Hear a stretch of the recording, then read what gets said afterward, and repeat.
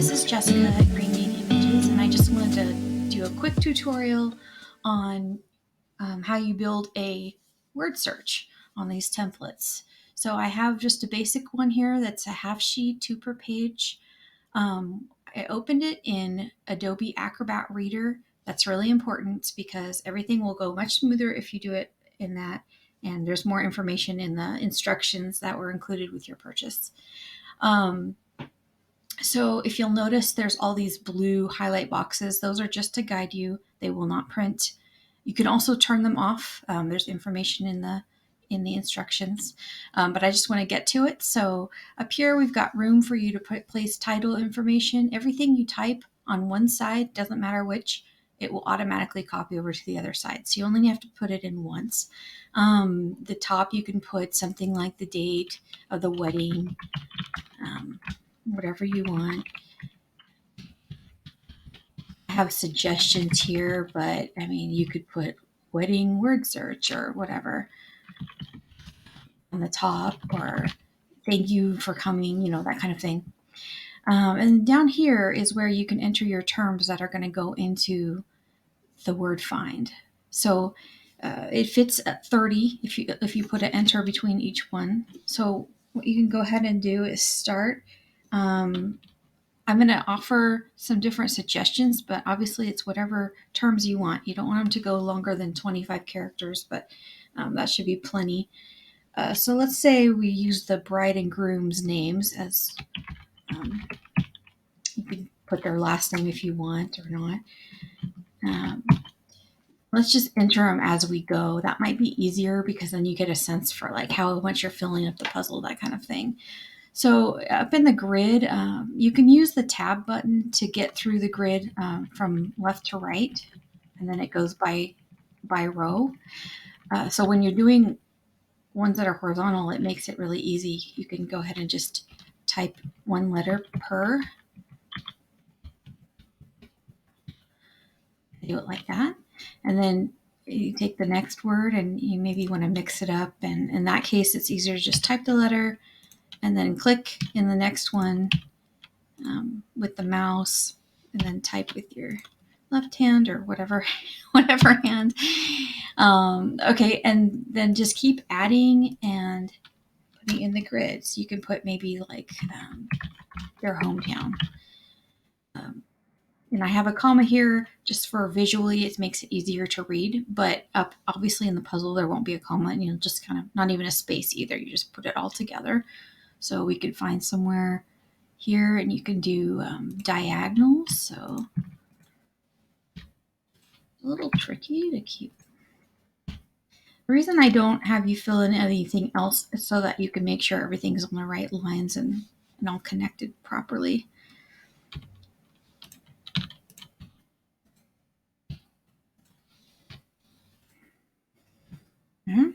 And then just keep adding. You can add like names from your wedding party, your venue, your honeymoon locale, maybe other qualities about your wedding or reception, like the food or the flowers, the colors. If you have like a special cocktail, anything you want. Loved ones, just words, general words of love, gratitude, wedding terms, anything you want to fill it in. And you don't have to do all 30. It's just as many as you want. You can always leave a box blank, or you can even type in a little message in one of the boxes if you wanted. And yeah, so I'm not going to show you every second. I will now zoom ahead and get to the next step. So 1 second. Okay, so I filled in all the words that I've decided on for this sample. And notice I put like a little message here. And what I wanted to suggest was that before you start filling in everything else, you save this or make a copy or whatever. So if you go ahead and save as, you can, call it answer key or whatever.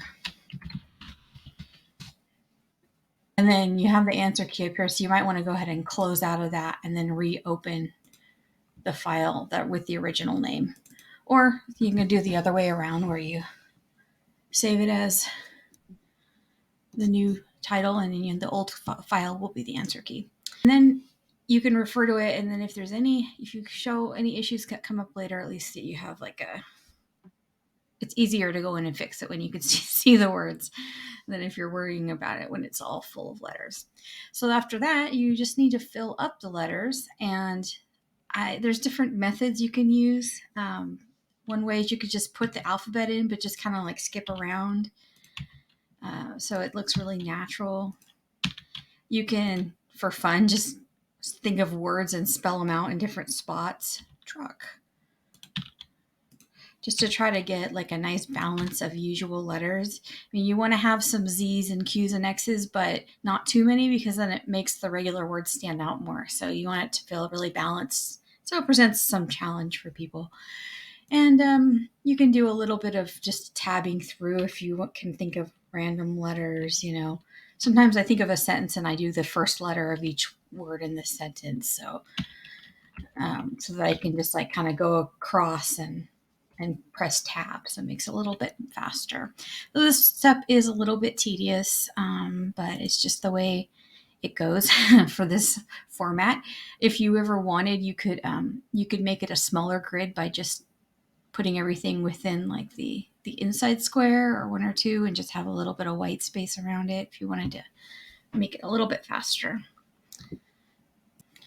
Okay, so now I have it all filled up. And what you'll want to do probably is just go through, make sure there's not any, inappropriate words, whatever. And maybe even practice by printing it out and completing the word find if you want to just make sure it all runs smoothly. And yeah, remember when you print it out, these blue lines don't show up. If you want to preview, you can go into your preferences and go into the form section and see how it says show border hover color. You can turn that off, and then you can see what it actually looks like. And there you go. Thank you. Don't hesitate to contact me with questions. Bye.